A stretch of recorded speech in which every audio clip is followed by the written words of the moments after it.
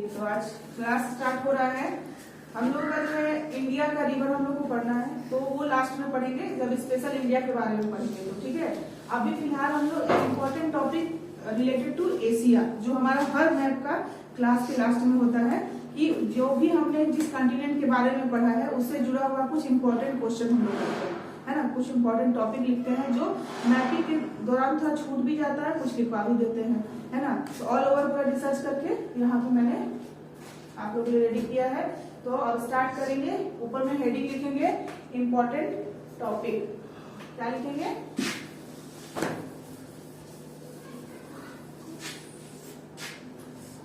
Important topics.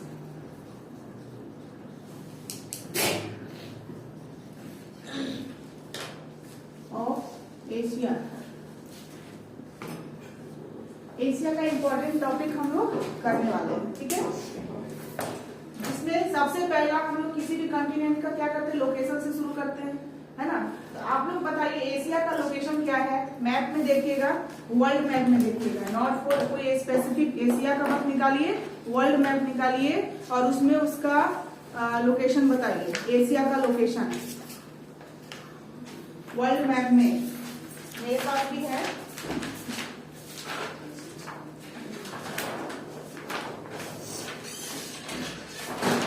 यहाँ सामने रख रही हूँ मैं। बताइए, ये वर्ल्ड मैप है, इसमें एशिया का लोकेशन बताइए। सिखाया था मैंने लोकेशन बताना, मतलब दो एक स्फीयर है, नॉर्दर्न हेमिस्फीयर तो है ही, साथ साथ में ईस्ट में है, तो इसका करेंगे ईस्टर्न नॉर्दर्न हेमिस्फीयर। क्या लिखेंगे? Eastern northern hemisphere. तो location of Asia, location of Asia eastern northern hemisphere. Northern hemisphere में तो है ही, और उसमें भी डायरेक्शन क्या है इसका? ईस्टर्न है, मतलब पूरा पूर्व दिशा में है। लोकेशन हो गया आपका।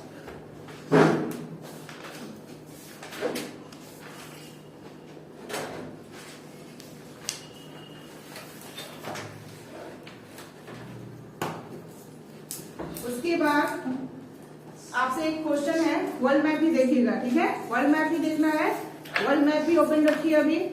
और मैं पूछ रही हूँ, जैसे इमेजिनरी लाइन मैंने बताया था, एक बार स्फीयर में बनाकर बताया था ना, ट्रॉपिक ऑफ कैंसर किधर है, ट्रॉपिक ऑफ कैप्रिकॉर्न किधर है, इक्वेटर किधर है ना, आर्कटिक सर्कल कहाँ है, अंटार्कटिक सर्कल कहाँ है, ऐसा बताया था ना। अब ये आप देख कर बताइए वर्ल्ड मैप में एशिया को कौन कौन से इमेजिनरी लाइन क्रॉस करते हैं। एक तो आपको इक्वेटर पहले से ही पता है, एशिया को, इंडिया की बात नहीं हो रही है, एशिया, पूरे एशिया की बात हो रही है। उससे होकर कौन कौन से इमेजिनरी लाइन गुजरते हैं, देख कर बताइए।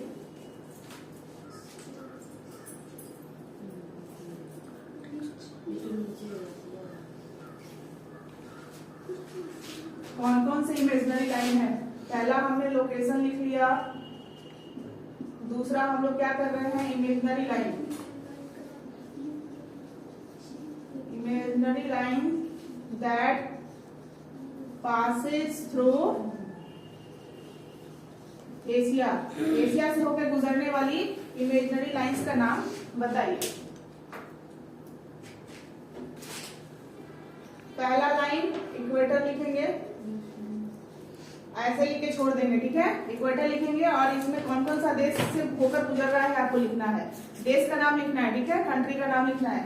इक्वेटर किस किस देशों को काटता हुआ गुजर रहा है, ठीक है। दूसरा देखिएगा, tropic of cancer, tropic of cancer, ये भी किस किस देश को छू रहा है ये लिखना है आपको। और सी नंबर में है आर्कटिक सर्कल, है, एशिया को टच करता है ना आर्कटिक सर्कल, ऊपर में होता है आर्कटिक सर्कल, होता है ना, एशिया को टच कर रहा है।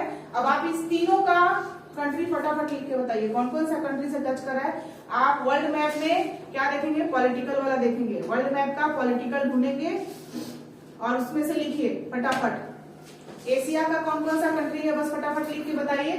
इक्वेटर को टच करने वाला, ट्रॉपिक ऑफ कैंसर को छूने वाला और आर्कटिक सर्कल को छूने वाला। एक तरीके से ये आपका वर्क भी हो गया, ये वर्क है, होमवर्क भी कर सकते हैं। बस आपको ध्यान देना है कि 3 इमेजिनरी लाइन क्रॉस करते हैं एशिया को। कौन कौन सा?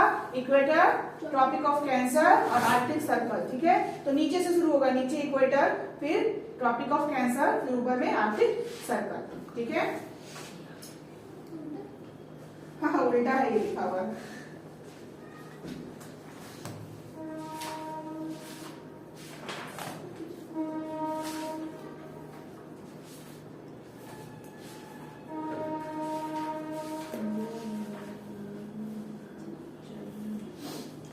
आसान है देखना।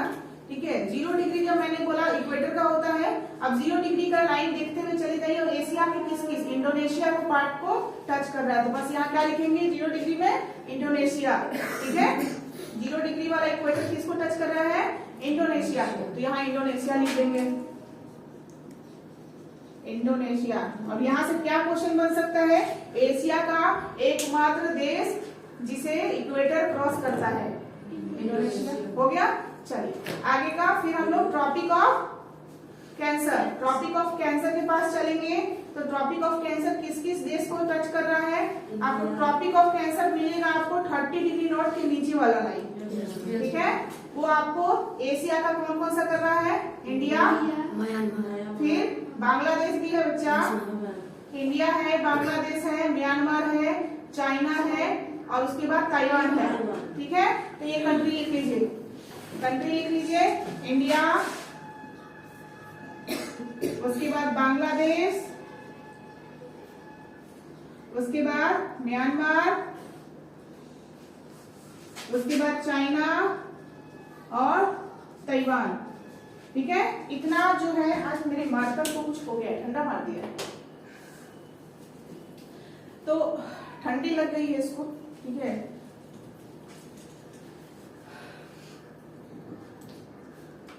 आप लोग शायद सब कोई उस दिन आए थे जिस दिन मैंने इम्पोर्टेंस ऑफ 4F का बताया था। Yes, बताए थे ना, सबको याद है? लाइफ में उसको जरूर याद रखिएगा क्योंकि बहुत काम आने वाला है अभी। ठीक है, पास्ट को भूलना है, ठीक है, और एक गोल अपने लिए ढूंढना है, एक गोल ढूंढना है। उसके बाद क्या करना है? प्रेजेंट में रहना है ना, प्रेजेंट को गिफ्ट कीजिए कि आप प्रेजेंट में जो है उस पर मेहनत कीजिए। ठीक है, उसके बाद क्या करना है? फ्यूल करना है अपने फ्यूचर को। अभी आप ये जो प्रेजेंट में सोचेंगे वो क्या होगा? याद भी है क्या तुमको? लिखा हुआ है? हाँ, तो काट रही है, क्या काट रही हो? कुछ नहीं। लाइफ में जिसके पास गोल नहीं है वो यूजलेस फेलो है, यूजलेस फेलो है। ठीक है, और दूसरा आज मंत्र याद रखिएगा, जिस दिन आपका दिमाग शांत लगेगा ना, लगेगा हाँ, मतलब सुकून है, शांति है, समझिएगा कि आप सफल हो रहे हैं। ठीक है, लेकिन जिस दिन तक आपको बेचैनी है, हमेशा लाख आप एक पोस्ट पे भी जॉब भी कीजिएगा ना, हाईएस्ट पोस्ट पे भी जॉब कीजिएगा, फिर भी आपको हमेशा लगता रहेगा कि खुश नहीं है, अशांत है, परेशान रहना, कुछ कुछ सोचते रहना, समझिए तब भी आप सफल नहीं है। तो इसके लिए क्या जरूरत है? मेडिटेशन कीजिए आप लोग। मॉर्निंग का जो है ना मेडिटेशन, जरूरी नहीं है कि मॉर्निंग में ही, आप जब भी टाइम निकाल के 10 मिनट का मेडिटेशन जरूर कीजिए। ठीक है, तिब्बतियन बाउल होता है, तिब्बतियन बाउल, उसका आवाज सुनिए, साउंड सुन के और 10 मिनट लगाइए एकदम ध्यान। इससे आपका कंसंट्रेशन लेवल बढ़ेगा। स्टूडेंट है आप लोग, अभी किसी भी तरीके से आप स्टूडेंट ही हैं, कंपटीशन का तैयारी कर रहे हैं उससे बहस नहीं है, आप स्टूडेंट है, स्टूडेंट है तो आपको ये चीज करना है। ठीक है, तो आपको दिमाग का शांति चाहिए सफल होने के लिए, और दिमाग शांत नहीं है आप लोग का, क्योंकि दिखा रहा है। और मैंने सभी को कल कुछ भेजा था, स्टडी के साथ रिवीजन को प्लस करके चलना है। ये नहीं किसी स्टडी स्टडी स्टडी स्टडी सिर्फ पढ़ने वाले व्यक्ति कभी सफल नहीं होते हैं, पढ़ाई के साथ रिवीजन जो करते चलते हैं ना वही सफल होते हैं। उसका मतलब ये था, हंसने वाला इमोजी भेजने का काम नहीं था वो। मैंने वो समझाया था कि जब आप पढ़ रहे हैं ना, जैसे ये मैप कर रहे हैं, तो ये नहीं कि बस पढ़ते जा रहे पढ़ते जा रहे पढ़ते जा रहे, रिवीजन भी होना चाहिए। आप लोग जाके घर रिवीजन कीजिए कि हमने कितने कॉन्टिनेंट कंप्लीट किए, किस कॉन्टिनेंट में किस देश के बारे में हमने ज्यादा अच्छे से पढ़ा, जो हमारे दिमाग में है। अभी करंट न्यूज कैलिफोर्निया का आया है ना, तो वो कहा किस देश में मैम ने पढ़ाया था। ये सारा कुछ जो है ना आपके दिमाग में घूमना चाहिए। अभी गाजा से जो है फिलिस्तीनी जो कैदी लोग थे उनको छोड़ा गया है, कहाँ का बात हो रहा है, ये सारा आप सर्च कीजिए ना। ये मैप मैंने पढ़ा दिया है ना, अब आप कंप्लीट सर्च कीजिए ये कहाँ की बात हो रही है, मैंने कहाँ पढ़ाया था, ढूंढिए। आपका दिमाग इसमें लगना चाहिए, तो रिवीजन साथ में करते रहिए आप लोग। ठीक है, तो इसमें हो गया आपका टॉपिक ऑफ कैंसर में आपका कितना देश हो गया, 5 देश इसमें आपने लिख लिया। अब चलिए आर्कटिक सर्कल बताइए किसको टच कर रहा है, रशिया को, वेरी गुड, लिख लीजिए रशिया।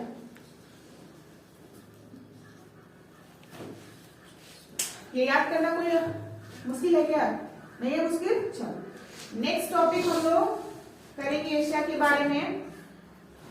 एशिया को अफ्रीका से अलग कौन करता है, स्टेट नहीं बताना है, ठीक है, स्टेट नहीं बताना है, सिर्फ आपको मेजर पार्ट बताइए कि ऐसा कौन सा मेजर पार्ट है जो एशिया को अफ्रीका से अलग कर रहा है। मेजर पार्ट मैंने बताया था, सी कोई नाम बताया था, सी मेडिटेरियन सी कहाँ है भाई, नॉर्थ में है उधर अफ्रीका के। मेडिटेरियन सी कहाँ है, रेड सी, कौन सा सी, रेड सी, और रेड सी पे क्या बना हुआ है, सुएज कनाल। तो आप लिखिएगा सुएज कनाल। नेक्स्ट टॉपिक क्या हो जाएगा, सुएज कनाल। हिंदी वाला सुएज ऐसे लिखेंगे, ठीक है, इंग्लिश वाला सुएज ऐसे लिखेंगे, Suez Canal and Red Sea separates Asia from Africa. अब हमें पता है कि अफ्रीका का, एशिया का कौन सा देश होता है और अफ्रीका का कौन सा देश होता है उस जगह पे, तो आपको इतना ज्यादा लिखने का जरूरत नहीं है क्योंकि ऑलरेडी आपने ये वर्क किया हुआ है। तो आपको बस याद रखना है कि सुएज कनाल और रेड सी ये सेपरेट करता है किसको, एशिया और अफ्रीका को, ठीक है। चलिए आगे का एक क्वेश्चन है, मैंने आपको लॉन्गेस्ट रेलवे लाइन बताया है, वर्ल्ड का लॉन्गेस्ट रेलवे लाइन एशिया में ही है, बताया है, ट्रांस साइबेरियन रेलवे लाइन। क्यों भूल जाता है, इसका चेहरा देख के ही लगा था भूल गई है, भूल जाते हैं बार बार। दुनिया का सबसे लंबा रेलवे लाइन है, कहां से कहां तक, सेंट पीटर्सबर्ग से व्लादिवोस्टॉक, रशिया का ही है ये, और बहुत लंबा लाइन है, दुनिया का सबसे लंबा रेलवे लाइन है। आज हम लोग जानेंगे दुनिया का सबसे लंबा रेलवे प्लेटफॉर्म। प्लेटफॉर्म जानते हैं, स्टेशन। अब ये बताइए, रेलवे लाइन तो हो गया हम लोग का, क्या हो गया, ट्रांस साइबेरियन रेलवे लाइन, लेकिन आप बताइए रेलवे प्लेटफॉर्म कौन सा है, दुनिया का सबसे लंबा रेलवे प्लेटफॉर्म। रेलवे मतलब स्टेशन, रेलवे स्टेशन कौन सा है, एशिया में है, यूपी में है, गोरखपुर स्टेशन। चलिए देखिए, बहुत इंपॉर्टेंट क्वेश्चन यहाँ से निकलता है आपके लिए, बिहार पुलिस के लिए यहाँ से क्वेश्चन एक्सपेक्ट हो रहा है, ठीक है। क्या है आपका, वर्ल्ड्स लॉन्गेस्ट, सबसे लंबा, ठीक है, रेलवे, हाँ क्या होगा, रेलवे प्लेटफॉर्म।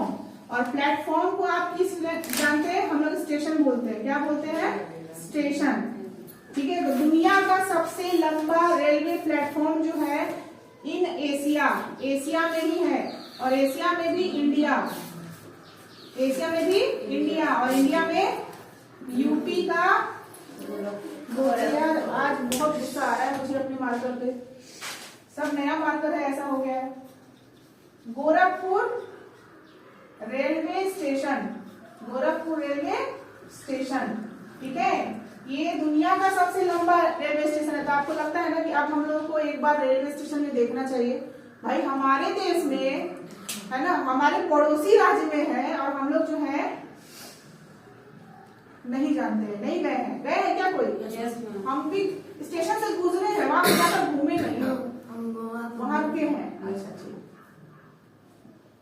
हेलो हेलो जी नमस्कार।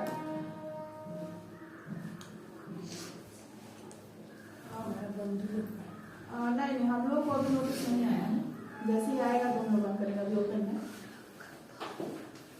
जी जी जी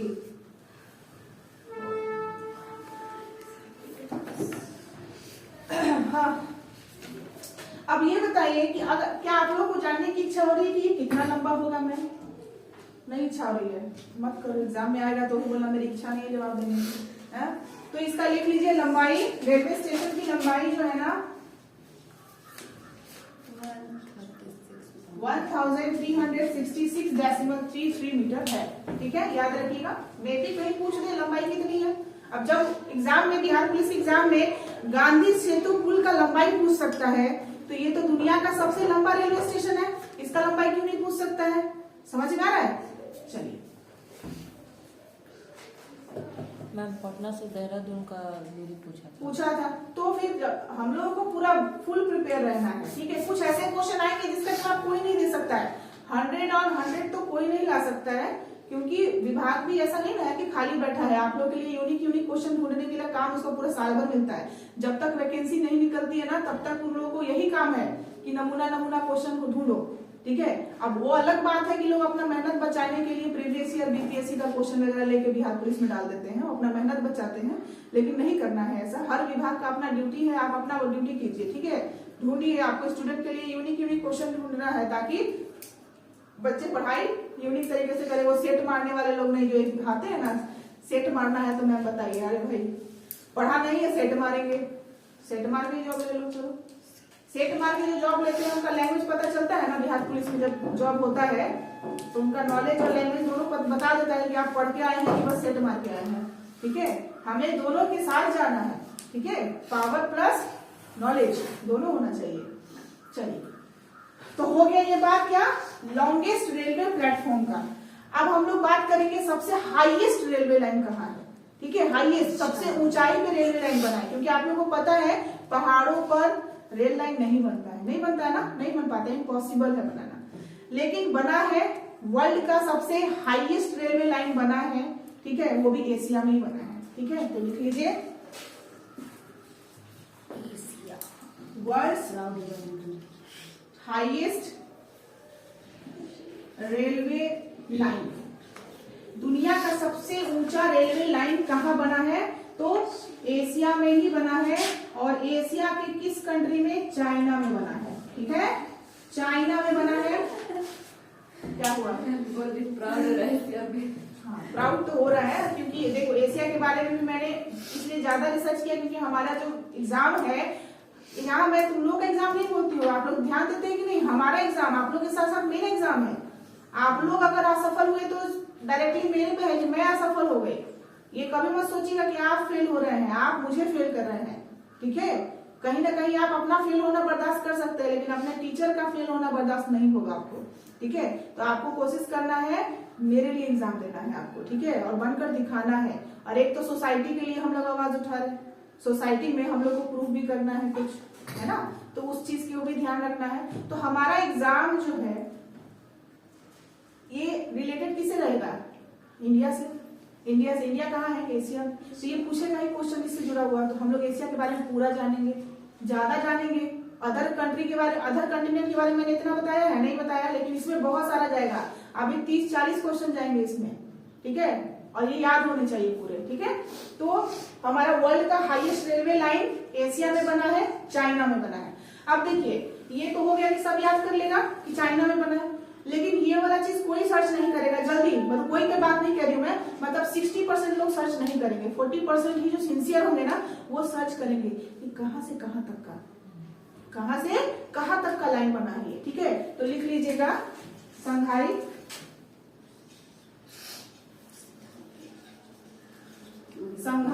चाइना में संघाई एक जगह है, ठीक है। यहाँ से लहासा जानते हैं, आपने कहानी भी पढ़ा होगा स्कूल में, लहासा की ओर तिब्बत का एक शहर है, यानी तिब्बत। उलेन कपड़ा के लिए बहुत फेमस है, और गांधी मैदान में, पटना के गांधी मैदान में पहले लहासा का लगता था मेला, जहाँ उलेन कपड़े मिलते थे। आज भी लगता है, आज इनकम टैक्स बराबर से आगे बढ़ने पे लगता है।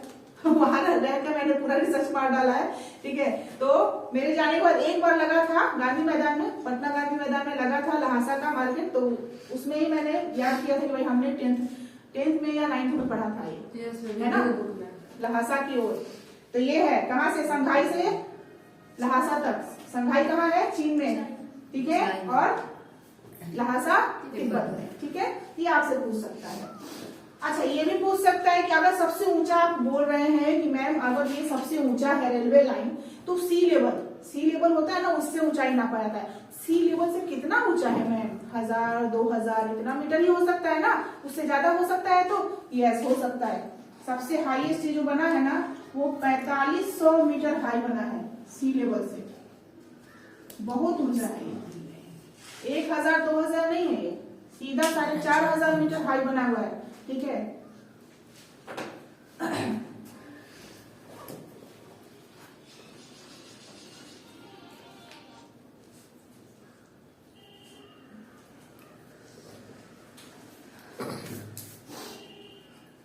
ठीक है, ये हमारा हो गया। बिल्कुल आपको ध्यान रखना है। यहाँ आई कर लो भाई, यहाँ आई कर लो, नहीं तो फिर आप लोग बाद में बोलोगे मैम स्पेलिंग गड़बड़ था। ठीक है, यहां से यहां तक। अब हम लोग नेक्स्ट करेंगे एशिया का हाईएस्ट पॉइंट। मैंने बताया था एशिया का हाईएस्ट पॉइंट या पीक बोल सकते हैं। क्या बताया था मैंने? Mount Everest. माउंट एवरेस्ट लिख लीजिए। The highest point in Asia, Asia का हाईएस्ट पॉइंट माउंट एवरेस्ट।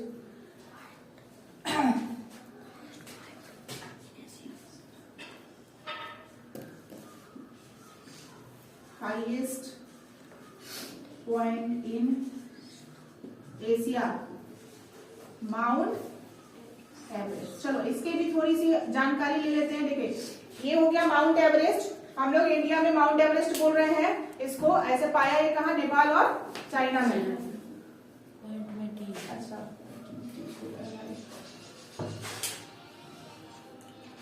ये लोग जो है ना मिलने नहीं देंगे मुझे। हेलो, जिसपे आपसे बात हो रही है वही है व्हाट्सएप नंबर। अभी मैं क्लास में हूँ, आप 9 बजे के बाद कॉल कीजिए। हाँ, अभी क्लास में हूँ मैं, आप 9 बजे के बाद कॉल। यही कॉल कर रही है सुबह से। मैं अभी मिला के कर लो तो 12 मिनट हो गया। 10 मिनट उस समय, 2 मिनट ये ले लो। अरे सुहानी श्रुति की मम्मी है।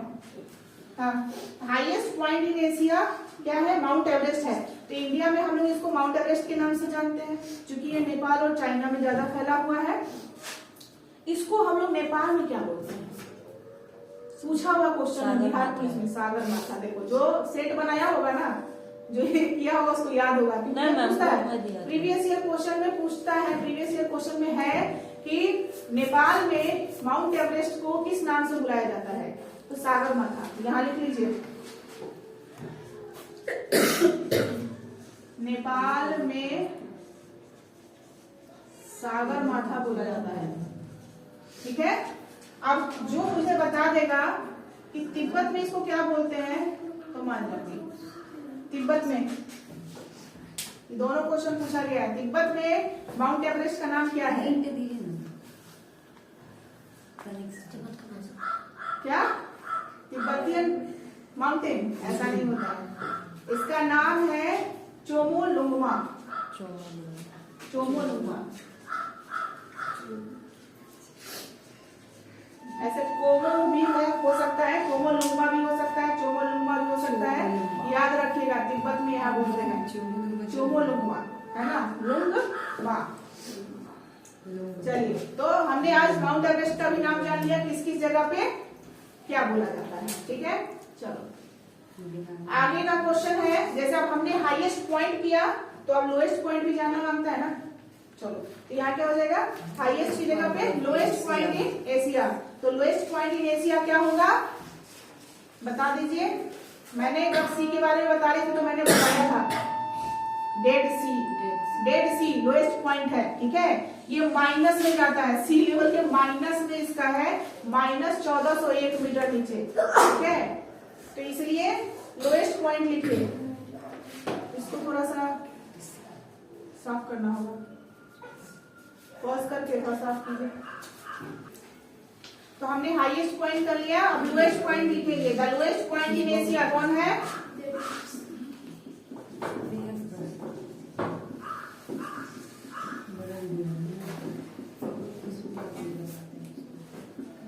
डेड सी। ठीक है, ये -1401 मीटर चला जाता है। ठीक है, अंदर नीचे सबसे गहरा, इसलिए सबसे लोएस्ट पॉइंट ऑफ एशिया है। ठीक है, इतना याद रखना है आपको।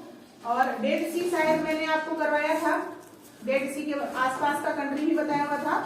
ठीक है, आप उसको देख लेंगे एक बार। डेड सी देखिए मैप में, डेड सी कहाँ देखिएगा? एशिया वाला मैप में। एशिया वाले मैप में आपको डेड सी अच्छे से दिखेगा।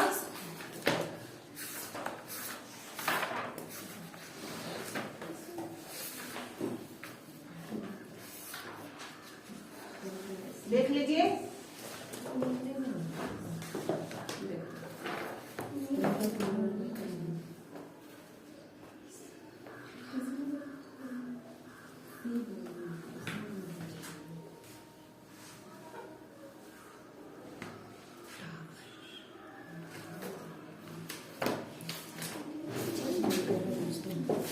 चलिए अब हम लोग चलते हैं मिल गया मैं। Waste Asia. वेस्ट एशिया भूल जाते हैं, मुझे याद है और आप लोग। वेस्ट एशिया, वेस्ट किधर है? सऊदी अरबिया साइड में वेस्ट। वहां पे क्या है? कौन कौन सा देश है? डेड सी दोनों साइड से बताइए किससे घिरा हुआ है? किस देश से? इजराइल से। Israel, very good. इजराइल और जॉर्डन। जॉर्डन याद रखना चाहिए बच्चा, ये सब याद रखिए। मैंने डेड सी के टाइम में बताया था, जॉर्डन और इजराइल के बीच में है ना डेड सी। चलिए डेड सी नहीं मिल रहा है, डेड सी मिल रहा है, डेड सी नहीं मिल रहा है। पहले सबसे पहले जॉर्डन और इजराइल कहाँ था? है ना, इजराइल हो गया और जॉर्डन के बीच में डेड सी लिखा, यहाँ पे इसमें होगा डेड सी, है ना। डेड सी फिजिकल में मिला डेड सी। किसके बीच में मैंने लिखवाया भी था? फिजिकल में लिखवाया था। डेड सी है किसके किसके बीच में? इजराइल और जॉर्डन के बीच में है। तो लिख लीजिएगा ऐसे याद रखने के लिए। यहाँ पे डेड सी कहाँ है? बिटवीन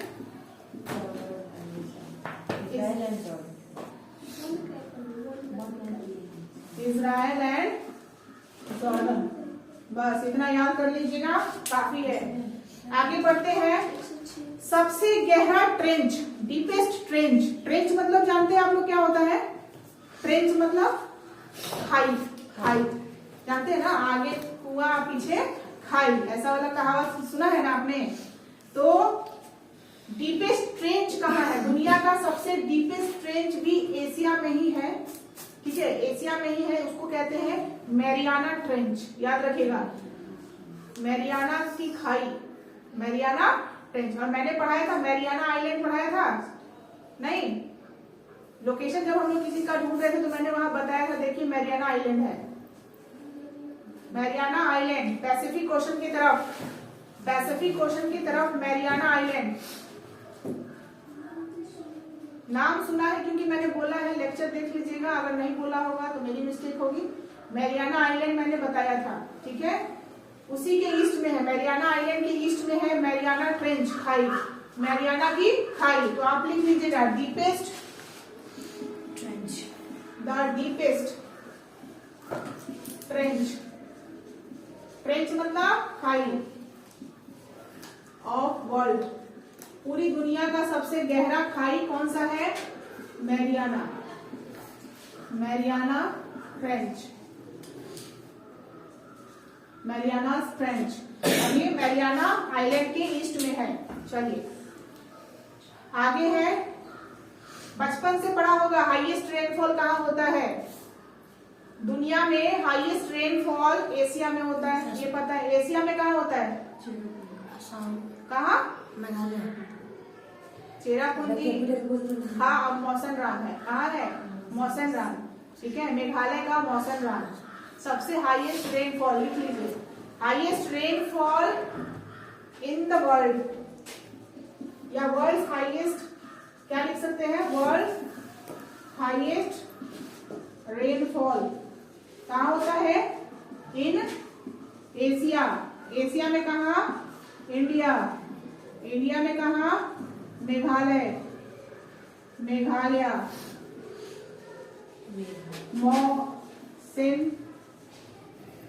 मौसनराम का स्पेलिंग,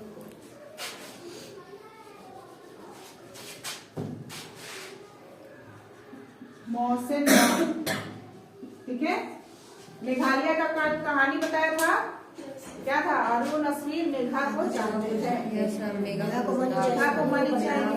मनी देखो के सब नाम पता है। बोले थे ये कहानी कोई नहीं भूलेगा, पता है। ठीक है। वर्ल्ड का हाईएस्ट रेनफॉल कहाँ होता है, एशिया में। एशिया में भी इंडिया, इंडिया में मेघालय, मौसमराम एक गांव है। चलिए आगे बढ़ा जाए। अच्छा हाँ, एक चीज आपसे पूछा हुआ क्वेश्चन है कि ये जो मौसमराम है ना वो किस हिल पे है, तो लिखिएगा खासी हिल। खासी हिल्स पे पाया जाता है ये, ठीक है। यहाँ रखिएगा, खासी हिल पूछा जाता है। एक क्वेश्चन पूछा गया था, ये नहीं पूछा गया था कि मौसमराम कहाँ है, पूछा गया था खासी हिल्स किस राज्य में पाया जाता है, मेघालय में। ठीक है, खासी हिल्स किस राज्य में पाया जाता है। चलिए आज लग रहा है 20 क्वेश्चन ही हो पाएगा, जल्दी जल्दी कीजिए। लॉन्गेस्ट रिवर इन एशिया, मैं बोलते जा रही हूँ आप लोग कीजिए, लिखने में टाइम वेस्ट हो रहा है थोड़ा। Longest river in Asia, yes ma'am, Asia का सबसे लंबा नदी चाइना में है। कहाँ है, चाइना में है। उसका नाम है यांगत्से रिवर। यहां लिख देती हूँ मैं, कहाँ है, चाइना में। कुछ भी मैं हड़बड़ी में लिख रही हूँ, चाइना में। ये क्या है, लॉन्गेस्ट रिवर वर्ल्ड का, एशिया का, एशिया का। वर्ल्ड का कौन सा है, वर्ल्ड का कौन सा है, फर्स्ट नंबर पे Nile river, Nile river. Second volume में फर्स्ट कौन है, अमेज़न रिवर। ठीक है, इसका पोजीशन जानिए, ये फोर्थ है, फोर्थ नंबर पे है। वर्ल्ड का फोर्थ नंबर है और एशिया का पहला नंबर है। ठीक है, इंडिया मतलब एशिया का सबसे लंबा रिवर ये है यांगत्से रिवर, लेकिन वर्ल्ड में इसका चौथा स्थान है। ठीक है, तीसरा कौन है? क्या ढूंढिए, आपका होमवर्क है ना, ढूंढिए। सेकेंड और थर्ड ढूंढते रहिए, लिख के लाइए। और इंडिया का सबसे लंबा नदी कौन है, गंगा रिवर। वॉल्यूम में सबसे लंबा नदी कौन हो गया, कौन, गोदावरी। चलिए साउदर्न इंडिया का, साउथ इंडिया का जो है ना सबसे लंबा नदी गोदावरी को कहते हैं, लेकिन वॉल्यूम में गोदावरी ज्यादा है, गंगा लंबाई में है। ठीक है, चलिए आगे बढ़ा जाए। रिवर हमने कर लिया। अब ये कोई बता सकता है, एशिया सबसे बड़ा कंटिनेंट है ना, तो वो पूरे वर्ल्ड की कितने लैंड को कवर करता है, पूरे वर्ल्ड में जितने लैंड है उसमें से कितने लैंड को वो कवर करता है, 8.8%। ठीक है, एशिया कवर्स लिख लीजिए, एशिया कवर्स, ये पॉइंट है, नोट डाल के लिख लीजिए। Asia covers 8.8% of land on the earth. पूरे पृथ्वी का जो है ना 8.8% लैंड यूज करता है, बहुत बड़ा कहलाता है ये। इस वजह से ये क्या है, सबसे बड़ा कंटिनेंट है।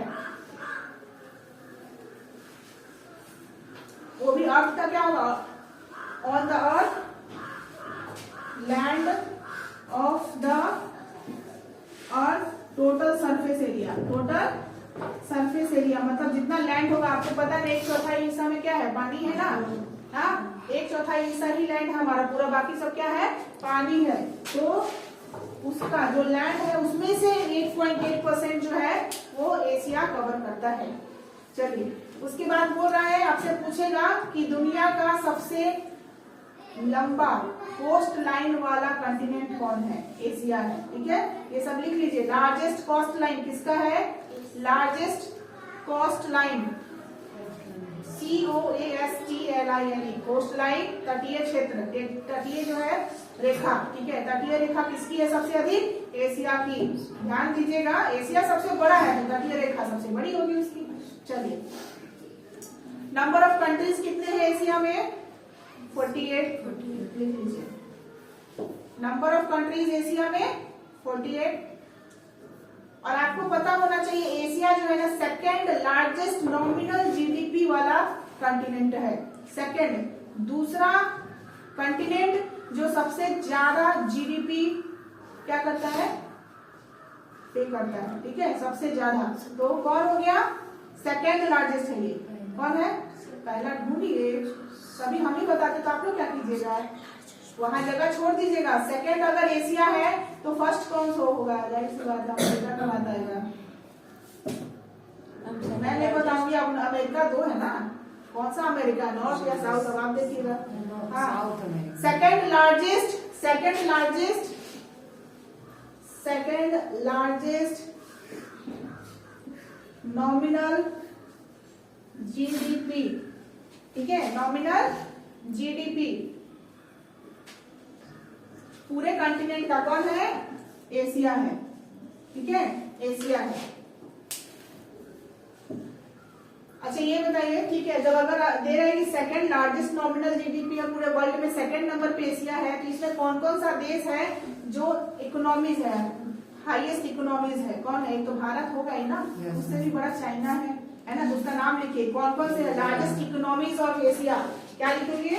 लार्जेस्ट इकोनॉमीज ऑफ एशिया कौन कौन सा देश है? तो सब चाइना लिखिए, इंडिया, हाँ इंडिया लिखिए। उसके बाद आपको कौन दिखता है? रसिया दिखता है, हाँ, तो लिखिए चाइना, इंडिया, रशिया। रशिया नहीं होगा अभी, चलो बड़ा देश है, लेकिन अभी जीडीपी इकोनॉमीज में सबसे बड़ा कौन है? चाइना है, फिर जापान है, इंडिया है, इंडोनेशिया है, साउथ कोरिया है। मैंने नाम बोल दिया, लिख लिया आपने? Yes ma'am. क्या क्या लिख लिया? China, Japan, India, Indonesia and south Korea. चलिए, ये लार्जेस्ट इकोनॉमी है एशिया का, इकोनॉमी इंडोनेशिया। आपसे पूछ सकता है एशिया का 4 सेंटर होता है, फाइनेंशियल सेंटर 4, एशिया में 4 फाइनेंशियल सेंटर है, वो कौन कौन से हैं? लिख लीजिए, 4 मेन फाइनेंशियल सेंटर्स। क्या लिखेंगे? 4 मेन फाइनेंशियल सेंटर्स इन एशिया। एशिया का 4 मेन सेंटर है, फाइनेंशियल सेंटर, उसका नाम आपको लिखना है, ठीक है, 4 नाम लिखना है। आप ये 4 नाम लिखिए। एक लिखिए टोक्यो, किसका कैपिटल है? Japan, Hong Kong, Shanghai and Singapore. कौन कौन हुआ? टोक्यो, हांगकांग, शंघाई और सिंगापुर। लिख लिए? यही 4 सेंटर है, फाइनेंशियल सेंटर कहते हैं इसको, ठीक है, वित्तीय केंद्र। क्या बोलते हैं? वित्तीय केंद्र। चलिए, जब हम लोग इकोनॉमिक पढ़ेंगे ना, इकोनॉमिक्स पढ़ेंगे, उसमें हम लोग ये सारा पढ़ेंगे कि मैम ये फाइनेंशियल सेंटर क्या होता है, ठीक है, कैपिटल फ्लाइट क्या होता है, कैपिटल फ्लाइट मतलब राजधानी से उड़ने वाली हवाई जहाज, कैपिटल फ्लाइट क्या होता है, इकोनॉमी का वर्ड है ये सब, इकोनॉमिक्स पढ़ेंगे ना उसमें आएगा, सबसे लास्ट में पढ़ाएंगे, इकोनॉमिक्स से सबका तुम लोग का दिमाग हो जाएगा। चलो नेक्स्ट, लैंग्वेज। इंडिया में लगभग कितने भाषाएं बोली जाती हैं? More than 800 languages in India. 800 से अधिक भाषाएं बोली जाती हैं।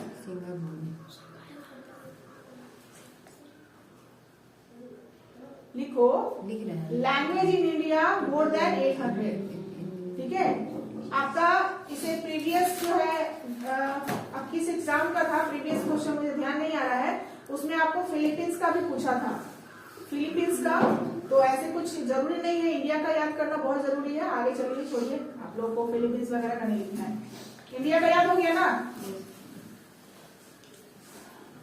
अब मुझे बताइए, first Asian person Nobel prize जीतने वाले, रविंद्रनाथ टैगोर। लिख लीजिए, ठीक है।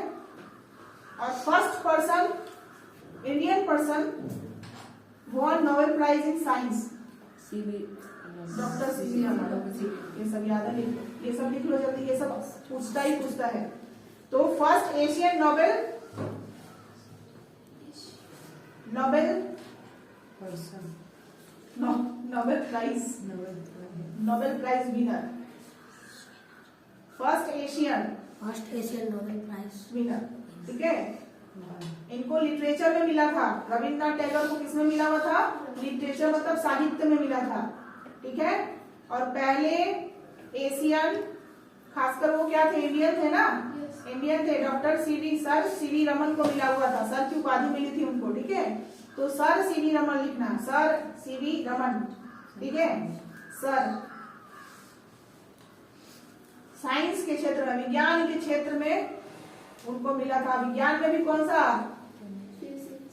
फिजिक्स, ठीक है, ये गलत बोल रही है, केमिस्ट्री नहीं, फिजिक्स, भौतिकी, ठीक है, उसी फिजिक्स से इलेक्ट्रॉनिक्स से मैंने अपना पोस्ट ग्रेजुएशन कंप्लीट किया हुआ है। ठीक है, चलिए अब 2 महिलाओं की बात होगी। 2 महिला, अभी ऐसे जनरल में हमारे एरिया में 2 महिलाओं की बात होती है तो बस चुगली के नाम से होती है ना, ऐसा नहीं है। ये ऐसी 2 महिलाएं हैं जिन्होंने शांति के क्षेत्र में नोबेल प्राइज, मदर टेरेसा। एक तो मदर टेरेसा सबको याद होगा क्योंकि वो इंडिया का नागरिकता ले ली थी तो इंडियन कहलाएगी। ऐसे उनका जन्म कहाँ था कोई बता सकता है? मैसिडोनिया में हुआ था। मैसिडोनिया का राजधानी स्कॉपजे में उनका जन्म हुआ था, लेकिन उन्होंने जब आई ना सबसे पहले कोलकाता में आई थी। वो मदर टेरेसा कहाँ आई थी? कोलकाता में आई थी, तो उन्होंने यहाँ का नागरिकता ही ले लिया। कल क्लास 2 में पढ़ाई थी। ठीक है, लेकिन वो क्लास 2 में मैंने ये नहीं बताया है कि मैसिडोनिया शब्द बुक में लिख दिया था। ठीक है, तो एक मदर टेरेसा है। ऐसी 2 महिला, ऐसी 2 एशियन महिला, ऐसी 2 एशियन महिला जिसको नोबेल प्राइज मिला था पीस के क्षेत्र में, शांति के क्षेत्र में। एक हो गई मदर टेरेसा इंडिया की और दूसरी हो गई Shirin Ebadi. Shirin Ebadi Iran की। Shirin Ebadi, Shirin SHIRIN, Shirin Ebadi Iran की।